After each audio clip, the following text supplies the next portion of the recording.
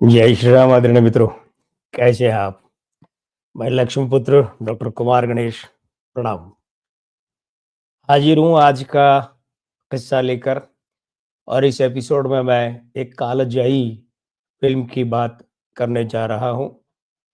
इस फ़िल्म को बहुत शास्त्रीय ढंग की फ़िल्म माना जाता है, कल्ट और क्लासिक फ़िल्म माना जाता है, हिंदी सिनेमा जगत में।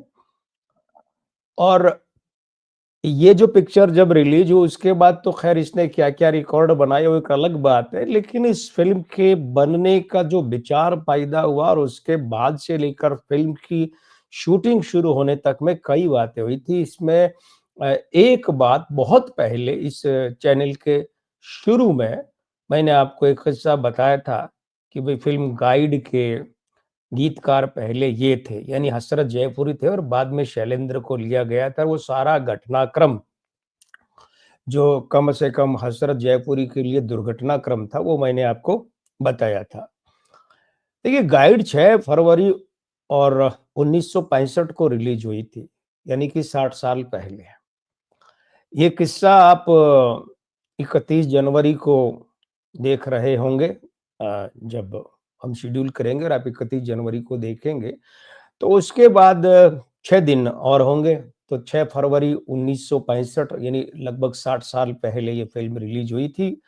क्या थी ये भी आपको पता है, कैसी थी ये भी आपको पता है और जहाँ तक मैं समझता हूँ देव आनंद के अभिनय का चरम इस फ़िल्म में दिखता है। आर के नारायण का उपन्यास था, गाइड उसके नाम पर बनी, अंग्रेजी में भी बनाना चा जब ये फ़िल्म इससे पहले एक हम दोनों फ़िल्म लेकर जब देवानंद गए थे विदेश वहाँ एक फ़िल्म समारोह में, उत्सव में, तो वहाँ उनकी मुलाकात हुई नोबेल पुरस्कार विजेता पर्ल एस बक से। पर्ल एस बक ने सोचा कि मैं इस पर एक फ़िल्म बनाऊँ, वो जो आर के नारायणन का उपन्यास था ना, गाइड, उस पर। तो देवानंद और वो दोनों जब मिले तो तय हुआ कि क्यों नहीं दोनों मिलकर बनाएँ, तो फिर ये तय हुआ कि अंग्रेजी में बनाई जाए और साथ-साथ हिंदी में बनाई जाए। तो अंग्रेजी में फ़िल्म बनाने के लिए निर्देशन का दायित्व सौंपा गया था टेड डेनियल वस्की को और हिंदी के लिए जो नाम है वो चेतन आनंद का तय किया गया और चेतन आनंद आपको पता है कि देवानंद साहब के बड़े भाई नीचा नगर जिन्होंने बनाई थी और नवकेतन बैनर के पहले जो खेवनहार है, मुखिया, तो वे चेतन आनंद ही थे।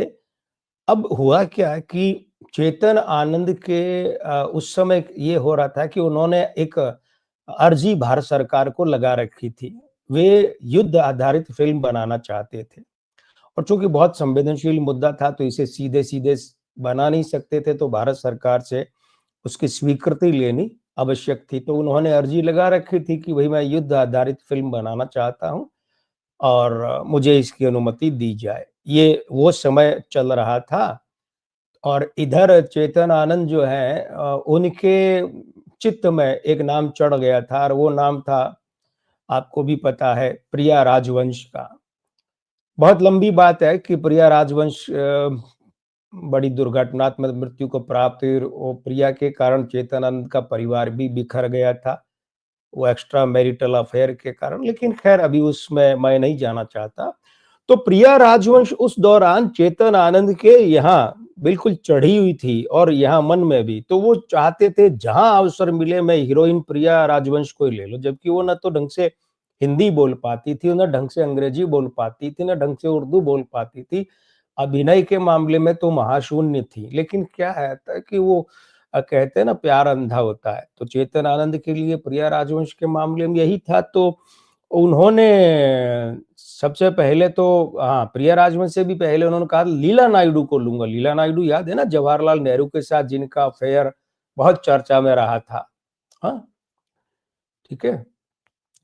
तो वो बना नहीं तो वो प्रिया राजवंश पर अड़ गए। लेकिन देव आनंद का शुरू से ये कहना था, ये मानना था कि ये जो रोज़ी मार्को का रोल है, गाइड फ़िल्म का, इसके साथ में सिर्फ़ और सिर्फ़ वहीदा रहमान न्याय कर सकती है। उसके 2 कारण हैं।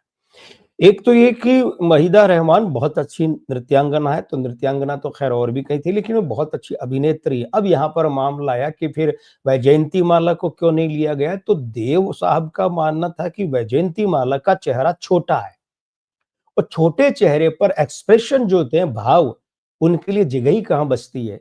जैसे ये छोटा-सा चेहरा है, तो यहाँ भाव जो अभिव्यक्ति होती है एक्सप्रेशंस की, तो वो कहाँ उसको जगह ही कहाँ मिलेगी? एक और वहीदा रहमान का चेहरा आप देख लीजिए, बड़ा है, चौड़ा है, तो उनके भावाभिव्यक्ति के लिए पूरी जगह है। और दूसरा कारण ये था कि वैजयंतीमाला कहीं न कहीं एक तरह से संगम में आकर अपने आप को बहुत तगड़ा एक्सपोज़ कर चुकी थी। एक्सपोज़ वो अंग प्रदर्शन वाला उस हिसाब से नहीं, वो तो ख़ैर एक गाना था कि मेरे मन की गंगा और तेरे में, वो स्विमिंग सूट में स्विम कर रही हैं, लेकिन फिर भी तो कुल मिलाकर वहीदा रहमान पे ही देवानंद अड़े रहे। देवानंद के लिए हीरोइन बड़ी बात थी। तो फिर वो जब इधर क्या हुआ कि जो अंग्रेज़ी फ़िल्म के निर्देशक है टेड डेनियल उनके साथ में चेतन आनंद का मतभेद हो गया। तो चेतन आनंद का मतभेद हो गया, वो फ़िल्म छोड़ दी चेतन आनंद ने। अच्छा, उधर एक बात और हुई, उधर बात ये हुई कि वो जो चेतन आनंद ने भारत सरकार को लिख कर दिया हुआ था ना कि मैं युद्ध फ़िल्म बनाना चाहता हूँ, हकीकत नाम से वो फ़िल्म बनी, उसे मंजूरी मिल गई सरकार की तरफ से, चेतन आनंद उसमें लग गए।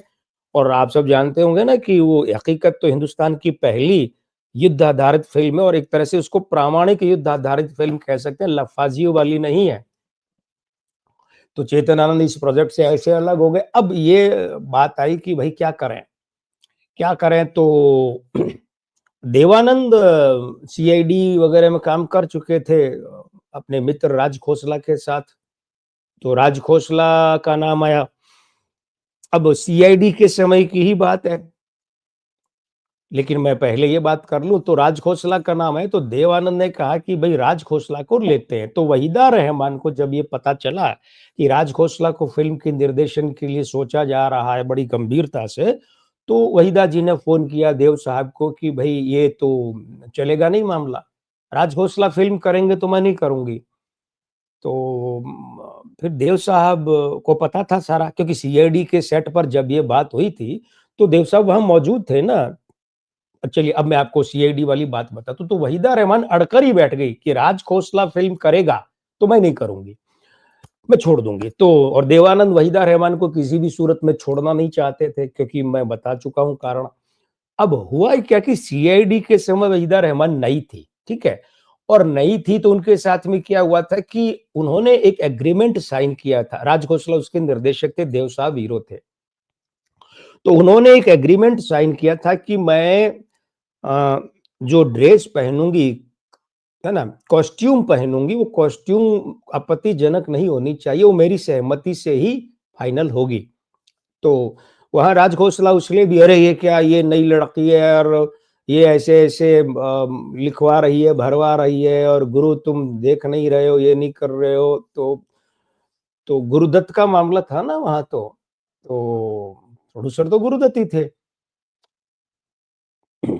तो गुरुदत्त ने वहाँ वहीदा रहमान का कहना माना था, लेकिन उसके बाद क्या हुआ कि सेट पर उन्हें स्विमिंग सूट दे दिया गया था। तो स्विम सूट पर वहीदा रहमान ने मना कर दिया, बोले मैं ये कपड़े नहीं पहनूँगी, और शायद स्विम सूट था या कोई छोटी ड्रेस थी। तो बोले मैं ये कपड़े नहीं पहनूँगी और अड़ गई वे। लेकिन राज खोसला इस पर अड़ गए। राज खोसला बहुत तेज़ चीखते चिल्लाते भी थे और गालियाँ भी दे देते थे। वो नई नवेली लड़की जो पहली दफ़ा फ़िल्म कर रही है, उस पर वो इस तरीके से चिल्ला रहे थे। देवानंद वहीं सेट पर मौजूद थे। फ़िल्म गुरुदत्त की थी, हीरो देवानंद थे।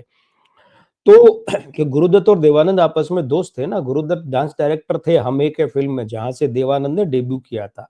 तो देवानंद सेट पर मौजूद थे और उन्होंने पक्ष लिया वहीदा रहमान का। तो वो बात जो थी उसके कारण से वो अभी तक नाराज़गी चल रही थी वहीदा रहमान की राज खोसला से। तो देव साहब ने फ़ोन किया वहीदा जी को कि देखो वहीदा भूल जाओ, ये सब पुरानी बातें हैं, अब जाने दो ना, हो गई सो हो गई, अब नए सिरे से तो। लेकिन वहीदा जी किसी भी कीमत पर राज़ी नहीं हुई और अड़ी रहीं। बोले नहीं देव साहब, मैं हालाँकि देव साहब खूब समय पर बोले मैं ये फ़िल्म छोड़ दूँगी अगर राज ये फ़िल्म करेगा। एक काम क्यों नहीं करते आप? आप गोल्डी को क्यों नहीं कहते फ़िल्म करने के लिए? गोल्डी मतलब विजय आनंद। सबसे छोटे भाई, सबसे बड़े चेतन आनंद, फिर देव आनंद और फिर विजय आनंद।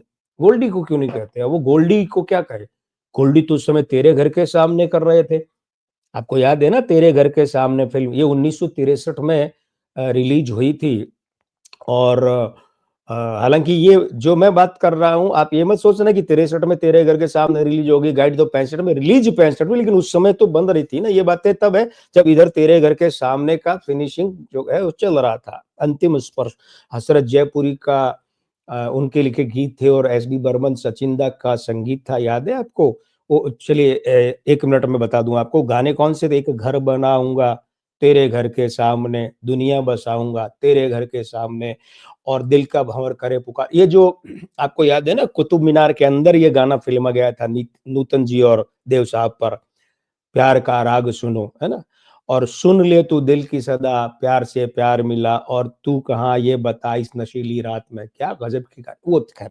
तो गोल्डी बोले मैं ये बना रहा हूँ, लेकिन फिर जब जोर दिया गया देव साहब द्वारा तो गोल्डी को ये फिल्म मिली।